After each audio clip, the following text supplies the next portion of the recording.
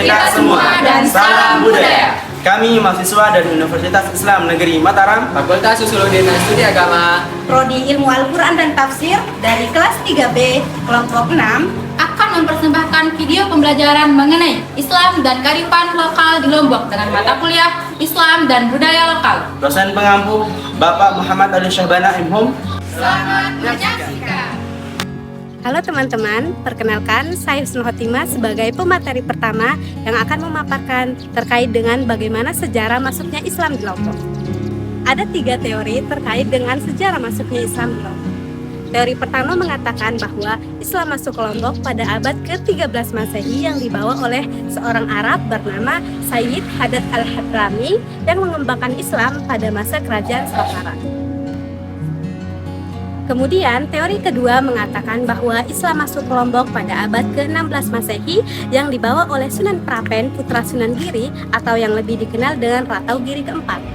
Ia datang bersama dengan Pangeran Sangapati melalui jalur utara. Hal ini ditandai dengan adanya Loko Jawa, Gading Duri, dan Gading Ampel di Bayan Lombok Utara. Lalu, teori ketiga mengatakan bahwa Islam masuk ke Lombok pada abad yang sama, yakni pada abad ke-16 yang dibawa dari Sumbawa, kemudian disebarkan oleh para pedagang dan para pelaut dari Makassar. Ini adalah beberapa peninggalan sebagai bukti bahwa Islam masuk ke Lombok pada abad ke-16. Baik, saya Lalu Nyuwari akan menyampaikan materi yang kedua yaitu tentang filosofi dan aturan pakaian adat dasar. Pakaian atau busana adat merupakan wujud dari ekspresi budaya menjadi simbol dari masyarakat adat. Cara berpakaian juga merupakan salah satu bentuk dari pengetahuan terhadap kearifan lokal yang menggambarkan sebagai kekayaan tradisional masyarakat lokal. Begitupun ketika orang Sasak menggunakan pakaian wajibnya, mereka harus memperhatikan tata krama yaitu tindih dan malih. Tindih berarti menjalankan norma-norma atau aturan adat setempat, dan malih itu adalah memperhatikan norma-norma agama. Karena aturan dalam berpakaian dalam adat Sasak itu berangkat dari nilai-nilai agama yang dianut oleh masyarakat setempat. Perkenalkan, nama saya Habib Akmal Al-Ghifari selaku pemateri yang ketiga terkait tentang nilai filosofi, makna simbolik, dan waktu aturan pemakaian busana adat Sasak. Menurut Jalaluddin Az-Zaki, terdapat 5 kepatutan dalam berbusana. Yang pertama adalah patut wirase, yang kedua patut wirame, yang ketiga patut wirage, yang keempat patut wiwusana, dan yang terakhir adalah patut wiradagde. Pertama adalah patut wirase, artinya bagaimana berpenampilan dengan tampilan yang sopan atau etik. Yang kedua adalah patut wirame. Patut wirame ini artinya bagaimana berpenampilan dengan tampilan yang indah, harmonis, dan berwibawa.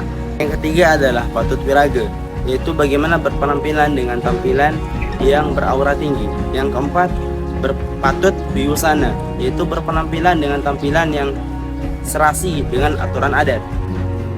Baik, yang terakhir adalah patut wiradagde, atau artinya berpenampilan dengan tampilan yang kesatria, menghargai orang lain, tidak sombong, dan tidak gila sanjungan.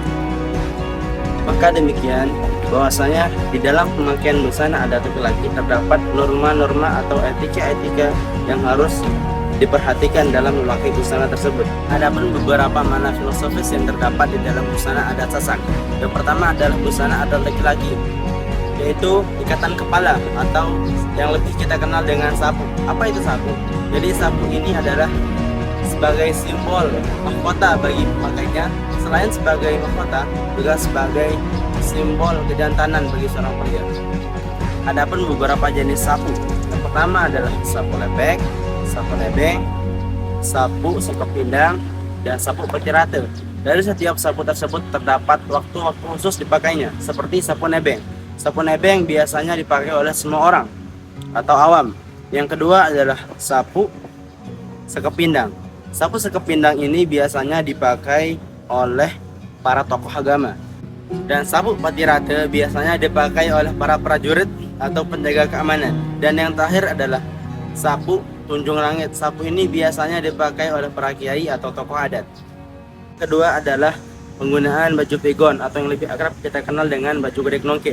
Jadi baju gedek nongke ini adalah pakaian adat yang digunakan oleh para masyarakat suku Sasak.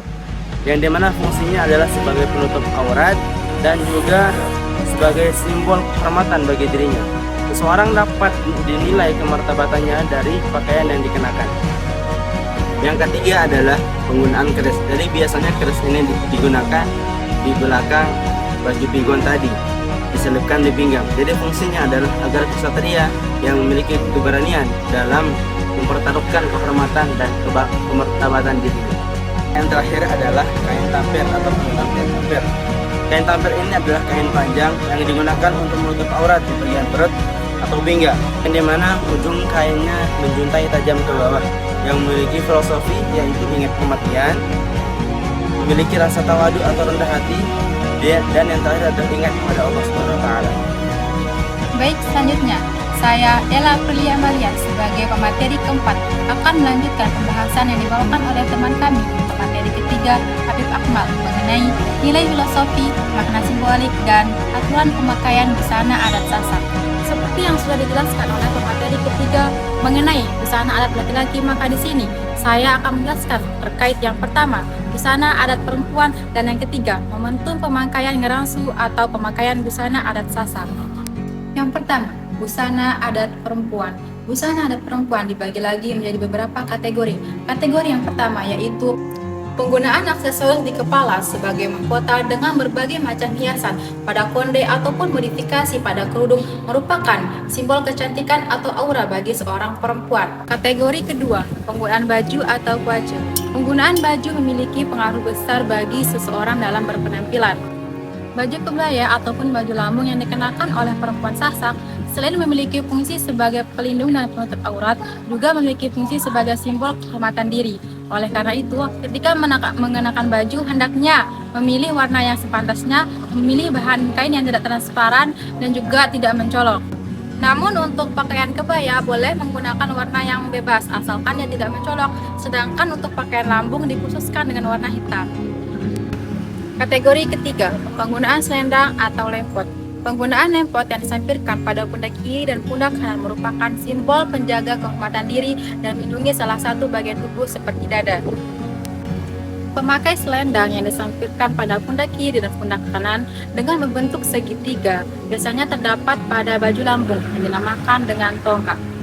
Sedangkan selendang dengan panjang tenunan Sasak yang hanya diselempangkan atau hanya disampirkan pada pemakaian baju adat kebaya biasanya disebut dengan pakaian tegap atau lengkap yang merupakan simbol kasih sayang. Kategori keempat, penggunaan sabuk.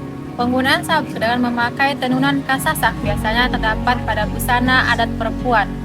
Jika selendang, tenun atau lempot ini digunakan sebagai sabuk pakaian madya, maka sabuk ini dinamakan dengan teke.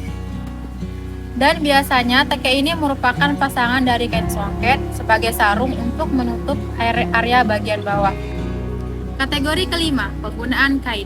Penggunaan kain sebagai penutup aurat menggunakan tenunan songket ataupun menggunakan bahan pelung hitam merupakan simbol kehormatan dan kemartabatan bagi pemakainya. Bagian ketiga, momentum pemakaian ngerangsu busana adat Sasak. Jika tadi saya sudah menjelaskan terkait busana adat perempuan, maka kali ini saya akan menjelaskan terkait tata tertib ataupun aturan pemakaian dalam busana adat Sasak. Yang pertama, busana tegap utama. Busana tegap utama ini digunakan pada saat acara-acara resmi seperti acara kenegaraan, menyambut tamu negara, dan juga ketika ada acara sorok-sorak, aji krama, dan sebagainya. Yang kedua, busana tegap madya. Busana tegap madya ini digunakan pada saat acara-acara resmi organisasi seperti musyawarah adat, nyongkolan, adat perkawinan, dan sebagainya. Yang ketiga, busana adat harian atau jamak. Biasanya digunakan pada saat acara kendurian, acara silaturahmi antara kerabat dan keluarga, dan juga acara momo serta acara sebagainya yang biasa digunakan pada seharinya.